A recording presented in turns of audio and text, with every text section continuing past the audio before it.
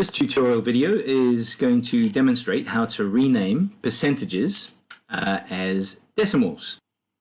Now, to be honest, the process is pretty straightforward, particularly if you remember one vital piece of information, that percent really means per 100 or out of 100.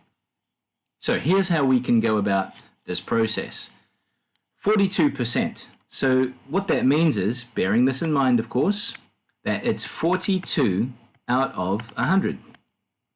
So you convert it to a fraction. So let's convert it to a fraction. 42 over 100.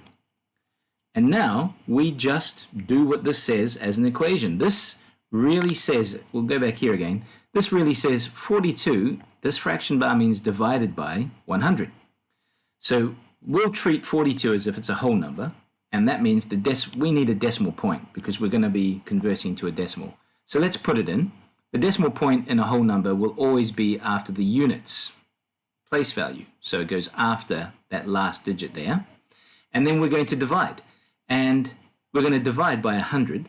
Now when you're dividing by multiples of 10, like 10, 100, 1000, it's pretty easy because you just move the decimal point to the left. How many place values do you jump? Well, that's determined and dictated by how many zeros there are in the denominator. Again, only if the denominator is a multiple of 10. Okay, so 10, 100, 1000. So if it was 10, there'd be one place value you'd jump. If it's 100, it's two place values you'd jump to the left. If it's 1000, right, it's 3. So in this case, it is 2, so it goes 1, 2. And the decimal point goes there. So 0.42, and usually we hold the units place, if there's nothing in there, with a 0. So 0.42 would be our answer. Let's have a look at 8%. So yeah, it goes 8 over 100. Yeah, and let's do that over here with a bit of room. 8 divided by 100, so again, decimal point would go here. It's going to be moved to the left. How many spaces? 1, 2. So 1, 2. Now that's interesting because there's nothing here. We have to hold that space that we just jumped with a 0. So the answer is 0.08. There's nothing in the units, so we better put a 0 to hold that space. And there we go. And the last one, interesting, 115 over 100, because 115%. Again, we have to do some jumping.